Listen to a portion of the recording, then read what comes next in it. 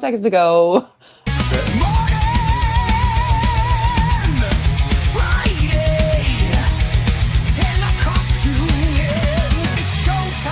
EV Café News.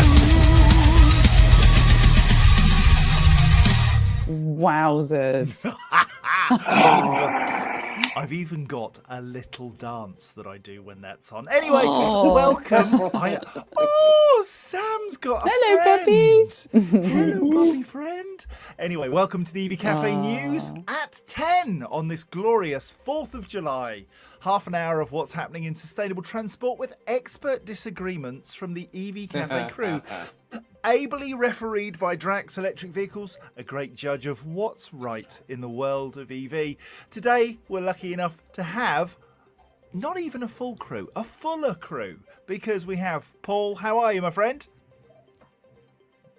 I am tickety boo. I'm down here meeting with the London EV guys today here in Waterloo, or just south of Waterloo. Waterloo. That's where I am. Just sorry, tune. Sarah, how are you, sweetie pie? Good, thank you. Late back from London last night. We had our pay through all staff event, which was very nice to get everyone under one roof. Good news. And Sam, I know everybody is desperate to know, not about you, but about your puppy. Tell us. She's not a puppy. She's 3 years old now. My little Jack Russell, Lily. Now, I've known you all those 3 years and I didn't know you had a puppy. A dog. You Perfect. did. That puppy's been on must have. camera so many times, although I'm slightly Not the perturbed that I first think Sam just kissed it on the mouth, which I'm glad we live very far apart. Okay, we'll watch it back. There's obviously jokes about old dogs that I just won't do. Anyway, grab a cuppa and plug into what's been happening in clean transport this week, because coming up, there's reaction to the UK government's 10-year infrastructure strategy. Is it a good deal for transport? IKEA say that sustainability must stop being a luxury for the few. Interesting. Data shows how temperature and speed affect the energy use in EVs. And the Zemo partnership launches a renewable fuel scheme for fleet operators. That's interesting because it's not about electric, but it might help. That and more as we meander through the wonderful world of clean transport. But first, the EV Café commercial clap, where we highlight innovation and new things in our industry. The commercial clap from the EV Café. Innovation applauded. And we're going to kick off with the Automobile Association, as they're formally known, the AA. They've celebrated their 120th anniversary, highlighting its long-term involvement in the UK motoring sector. Now, did you know that the AA was originally set up with rebel intentions to warn drivers of speed traps? Now, I read this and went, 120 years ago, what was the speed? 3-4 miles an hour? If that? But okay, I mean, that is a success story in itself. Brilliant to have you here and be part of our journey. Thank you so much, and a happy birthday to you. Just might mention, I may be 60 on Sunday. If you want to start a whip round, get some prezzies together. Me and the AA, we can celebrate together. Anyway, Schneider Electric, Signify and Pineapple Partnerships have launched Pineapple Core to tackle carbon across the commercial and industrial property sector. What's that got to do with transport, I hear you ask? Well, the buildings and construction sector is responsible for 37% of global emissions, according to the UN Environment Programme.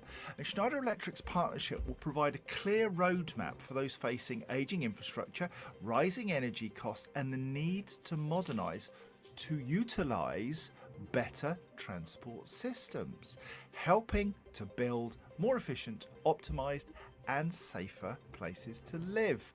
The partnership's kicking off with the UK and is aiming to rapidly decarbonise up to 1 million buildings with digital modelling, renewable energy installations, lighting and system upgrades, and, interestingly, sustainable financial investment by Pineapple Partnerships.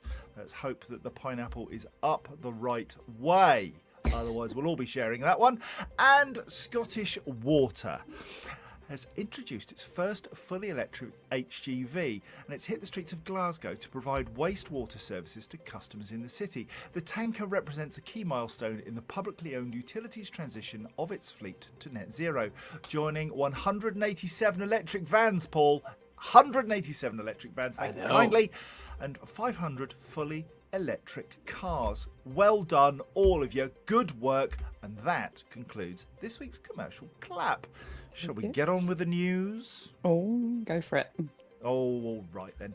The UK has launched its 10-year strategy outlining the government's comprehensive approach to infrastructure investment across all sectors.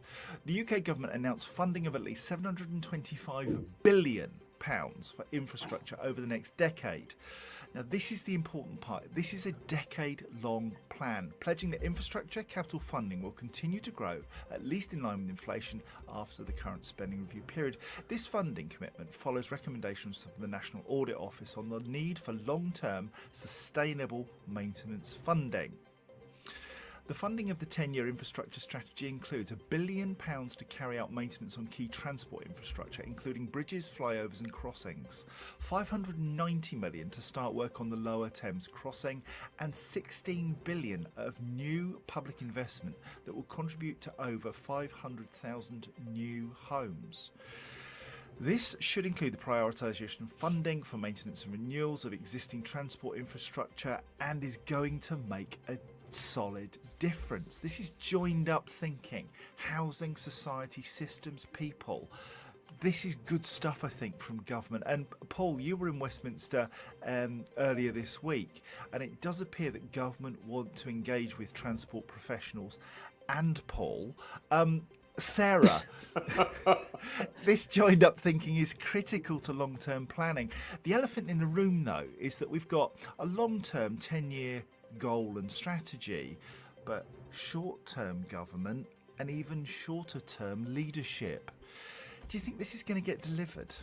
It won't without the use of kind of local action groups. I've been personally trying with the Wootton Area Climate Action Network to try and get a connecting cycle path, which doesn't sound too much to ask, to connect 3 villages to enable children to walk and cycle to school and people to access the shops without using the car. And that is a fraction of the cost of the schemes that you've just described. And it's everybody's pet peeve when roads are closed. So I think as long as there's really solid communication over that 5-6 year period to show why the money is being invested and who is going to benefit, I think people tend to suck it up a bit and actually look forward to the outcome. But promises that don't get fulfilled are what fuels this negativity. Sam, you're nodding sagely, because the problem is that we hear lots and lots and lots of promises, but we judge our governments based on the things we personally feel. Do you feel that things are getting better? I think we should judge things personally on the things that we do as well as we feel, right? And that's why I was nodding at Sarah's point is, they're all big numbers, aren't they? Brilliant. 590 million for the Lower Thames crossing. Is that 50 million too expensive? I don't know. They're just huge numbers. What I'd love, but at least it's a specific number attributed to a specific thing, I suppose. So I'd like to see material things that we're going to, I'm not even bothered about the numbers particularly. We're going to do this, this and this, and we're going to do it by this date, rather than just saying 725 billion over 10 years. And as you quite rightly say, we might have 1 or maybe 2 different governments in that period. You know what I'm like? I'm all for actually doing stuff, material stuff, not just spouting large numbers. What are you actually doing to make a difference? And that's the bit I'd like to know more about. Good man. Somebody who was actually doing stuff in Westminster this week was Paul. What were you doing? Well, so there was a couple of things. So we had 2 days. So we had some MPs for a ride and drive with Electric Vehicles UK. They were coming over to drive vehicles like the BYD Dolphin. There was a used BMW i3. And we also had a van there, of course, the Verizon van was there, and a couple of other vehicles on salary sacrifice schemes and other things like that. And it was a positive experience because we got to talk to MPs, tell them about the challenges that we were facing, But then we also heard from Lillian Greenwood the next day at the BVRLA Fleets in Charge conference. And to Sam's point, really, the announcement of 1.8 billion towards the green transition to electric vehicles is fine. But when there's no detail and when there's no meat on the bones, we all heard about the Rapid Charge Fund, which was £1 billion worth of greenwash, let's be honest, because it never materialised into anything, and then was replaced by another fund a few years later because all the money had gone and been spent on something else. So it's great to say all these wonderful things, but we do need delivery and we need action. So it was good to be able to talk to MPs that were, one MP had just bought his first electric vehicle that week, and actually is going to be running around the Highlands and Islands of Scotland in a Kia EV6. And we were able to talk about Lockor and being up there and doing my journey up to that neck of the woods in the Kia EV9, which was great. And they were able to kind of just absorb all of this good stuff. Anyway, there's lots of laughing going on. I wonder if it might be at my expense. Let's see. I'm just laughing at Rob Godfrey's point. Paul and Sam are agreeing. He's not agreeing. He's just repeating what I said. But yeah, sure, we're agreeing. I'm not repeating what you said, Sam. You just got the opportunity to say it first. I think there was a really critical point with Lillian Greenwood when she got asked by Toby Potston, head of the chief executive of the BVRLA, what are you going to be spending the money on? And there was a few bubbles blown, a few ers and ums, and yes, we'll work that out shortly. And I think it's really important to actually specifically address actually what went down. It's rude that somebody called you shortly, Paul, in my opinion. Well, this is true. Speaking of which, Rachel Reeves, this is not a political statement. She's doing a job. She's working incredibly hard, and I'm the first person to criticise government in its entirety. As an individual, she works tirelessly to make the numbers stack up for this country. And to see that woman in Parliament this week in tears is brutal. Brutal. We've got to be kinder to people. Yes, hold them accountable, but she wasn't being held accountable. She was just being brutalised by a system. We've got to do better as human beings. That's not allowed. That's not on. And be kind to people, for goodness sake. Thank you kindly. Right, let's move on and do the shout-outs, because the shout-outs matter. Yay. You matter. And you will not believe this. Steve Warts. He was first again this week. 4 weeks in a row, the 4th of July. You shall have some Treatos, my dear boy. Now, I know I said that last week and you gave me your information and they're on their way. But I tell you what, I might even send you something of mine that I have, some piece of old tat that I no longer need. No. Yes. Be afraid. We did get a lot of good freebies at the installer show. Send some of those, John. Do you know what? We have our very, very first EV Café t-shirts, mustard yellow, that we got 5 years ago, back in the day, an original. Now, how about we all sign? I mean, there's enough room for about 1 million people to sign my shirt, but we'll sign the shirt, we'll send it out. Steve Warts, you are the winner. Now then, Daryl Sharp, hello to you, geezer. Nice to see you. Screamwash King James, lovely to have you here. Hope everyone is chipper and ready for the weekend. I am, mate, because it's my birthday and I'm partying and I don't care who knows it. Scott Eady, chuffing Nora. It's Friday again. You're darn right. And we're going to recognise YouTube. Thank you for everybody who watches us on YouTube. Really, really great to have you here, and I busily go and look at all the statistics to see who's joining and from where and who watches after the event, and you matter. Thanks, Scott. Stuart Humphrey. Hola, mon amis. Hello, mate. I think that's 2 languages in one. I think there's Spanish and French in there, but anyway, let's move on. Mark Elliott. Morning, gang. Morning, Mark. Teresa Swift. She's in Kent, and she's having a happy, funner Friday. He's here. It's Peter Heath. He's got terrible teeth. Dodgy teeth at the moment. I hope you're well soon, mate. My dog's got dodgy teeth as well. In for an operation on Monday. 1,300 quid. Ouch. anyway. Do you know what? I could go to Turkey, get all of mine replaced, and it would be cheaper Not than it's again. going to cost. Get some hair this time. Yeah, right. Okay, let's move on. Toby Hiles, morning EV peeps. Ian Mayhew, lovely to see you. 8 out of 10 today. Poor sleep this week. Anybody else? Was that because you was too hot?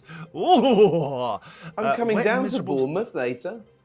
Yeah, who is this LinkedIn user? Morning from wet and miserable Scotland. We may be wet, my friend. We are never miserable. Now then, Ron Godfrey. Happy Care Dependence Day for those who celebrate. I think you've invented your own party there, mate. Leo Pickford. Hello, gorgeous. Ben McDonald, lovely to see you. Russ Bolton. Morning all. Rob Dustin in a sunny pool. Do you know what? He's 11 out of 10. He's gardening. Ooh, cheeky. We did favourite flowers last week, so let's go with... What's your nastiest bug? We know what Sam's is. It's Paul. DEV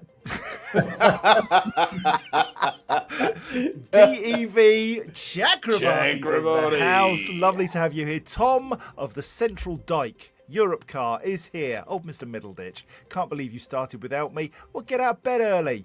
Tim Aylan, lovely to see you. Great to see about your Tesla meetups that you've been speaking about on TikTok. Rebecca Whitaker, great to have you here this morning. Who else we got? We have done the Bradley King. The King Bradley, he's in the house. This is good news. Golly gracious, you've got a lot to say today, you people. Martin Sweeney, morning all. Lovely to see you. As always, thank you. Because we do this, because we care. Thank you so much. 10:16 in the morning. 3 stories, 14 minutes. Shall we crack on? Let's go. Let's go. Right.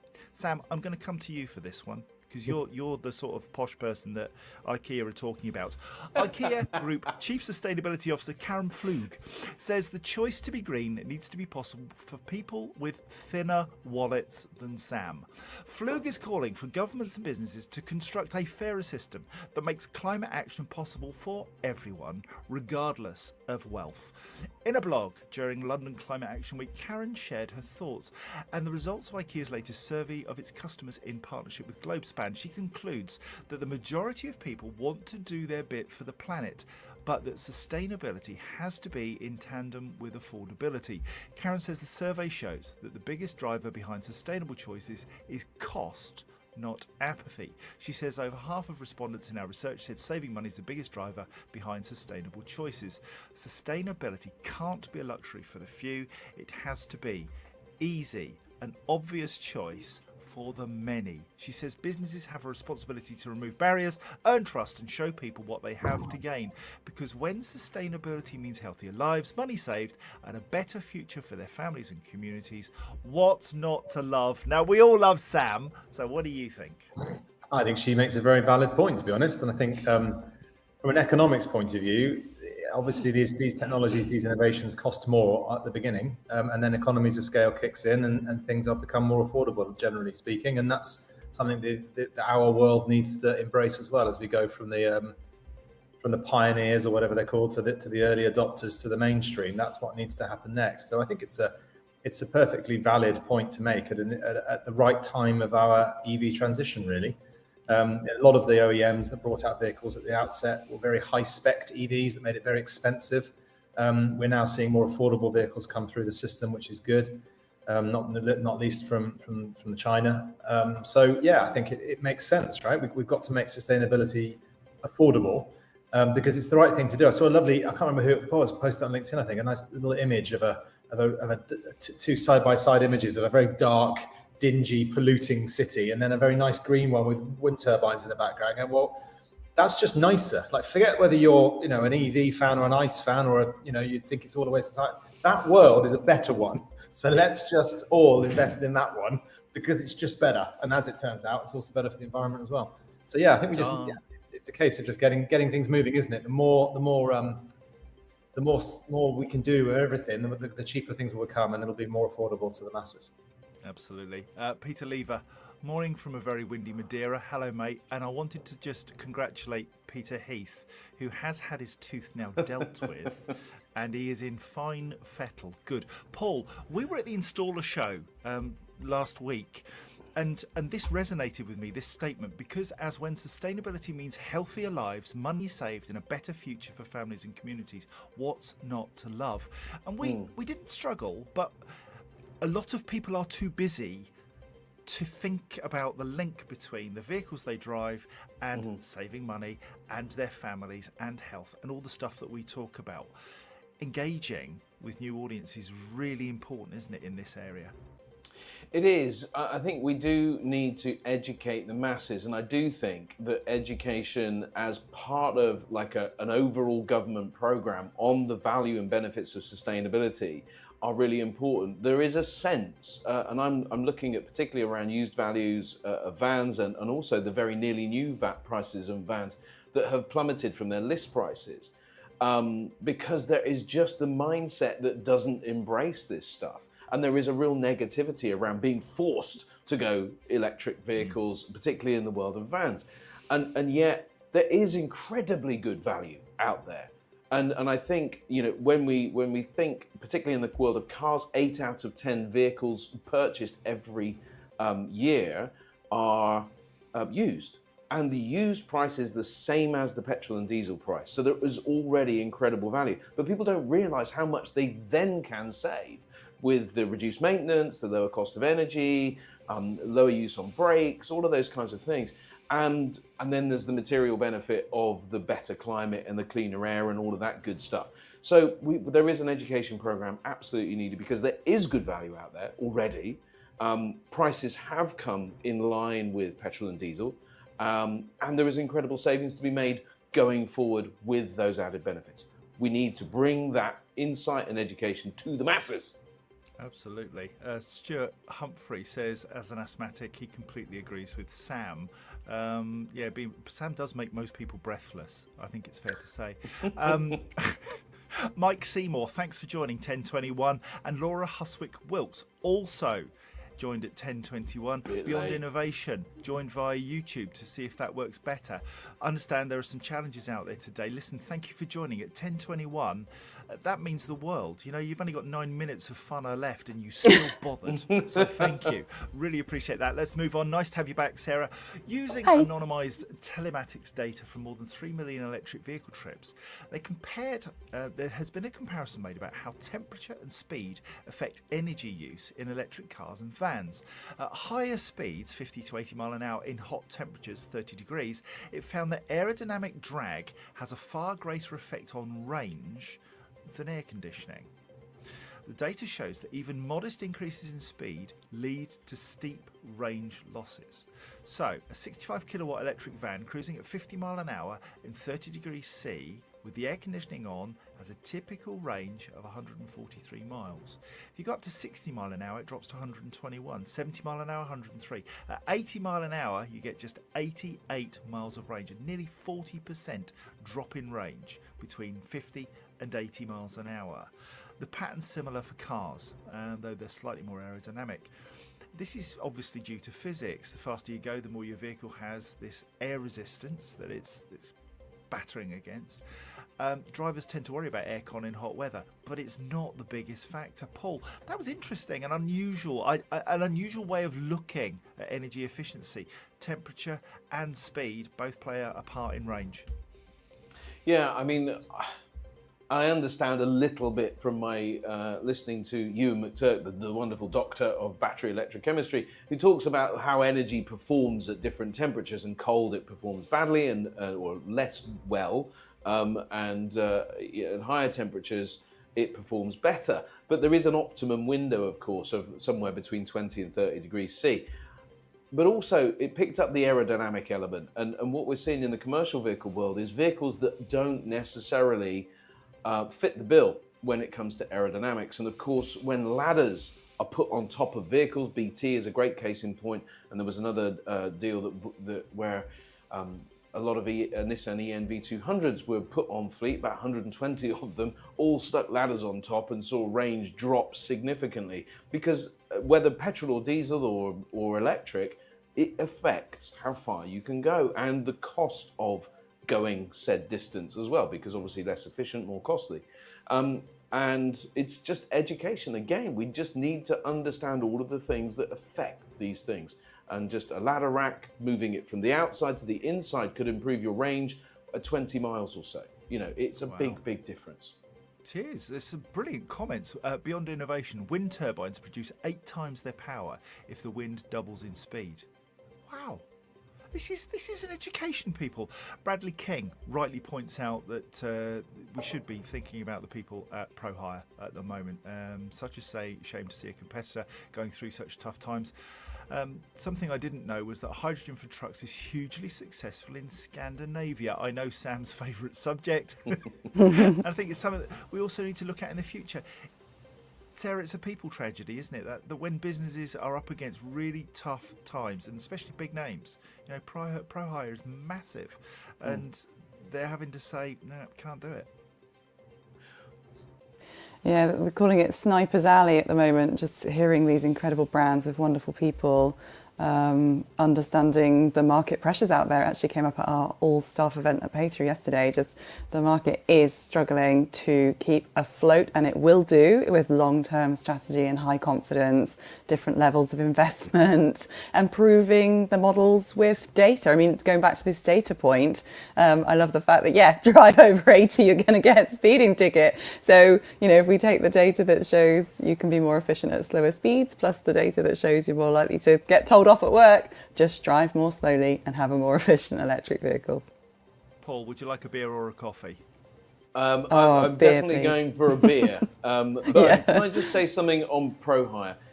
So let's be just clear on where they're at, because I think sometimes we can, we can sort of attend their funeral before they're dead.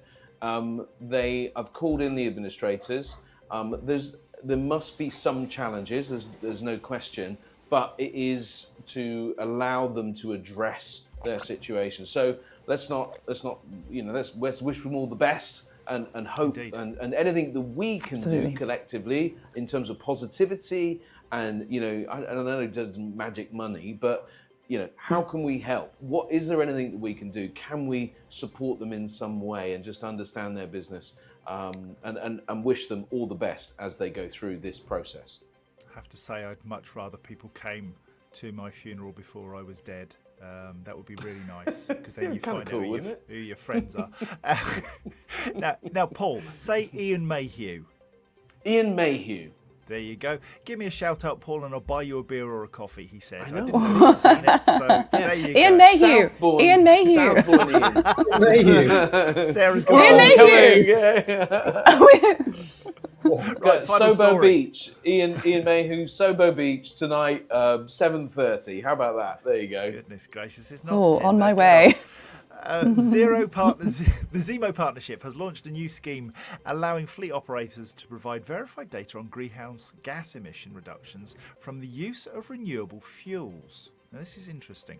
The Renewable Fuels Assurance Scheme Fleet Initiative is focused on commercial vehicle fleets, and it's designed to support operators in such sectors as logistics, construction and services to demonstrate credible emission savings to customers. Under the scheme, operators receive a fleet greenhouse gas emissions declaration, a standardised certificate providing a breakdown of fuel type and volume, feedstock origin and well-to-wheel greenhouse gas savings linked to specific journeys. The document's intended for customer-facing use and aims to support Scope 3 emissions reporting. To me, I read this story and went, oh, it's about sustainable fuels. Not sure about that because it's still burning stuff. But I just wondered if this is the kind of access point at which people start to measure the realities of what they're using and doing, and will ultimately lead to more efficient deployment of electric vehicles. Sam, finger in the air, what you got?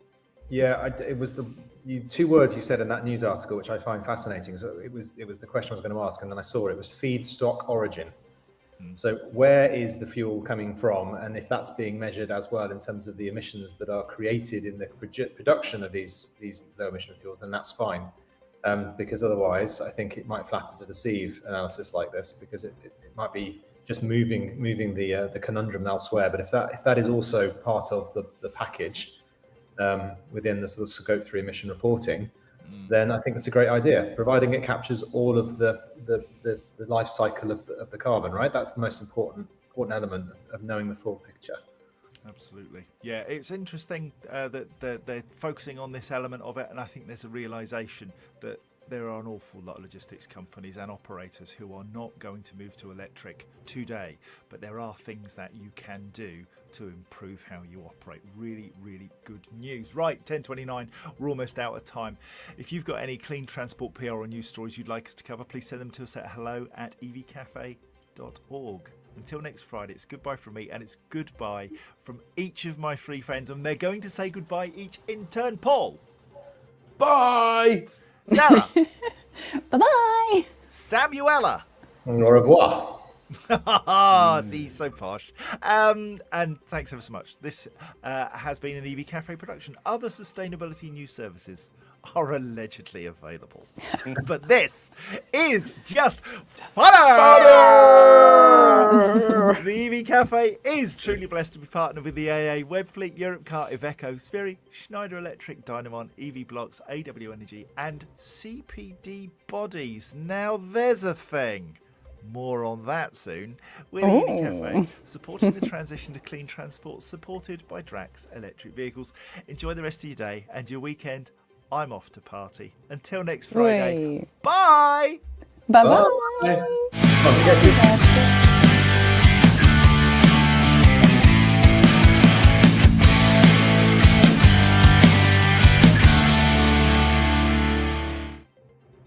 I was asking a question.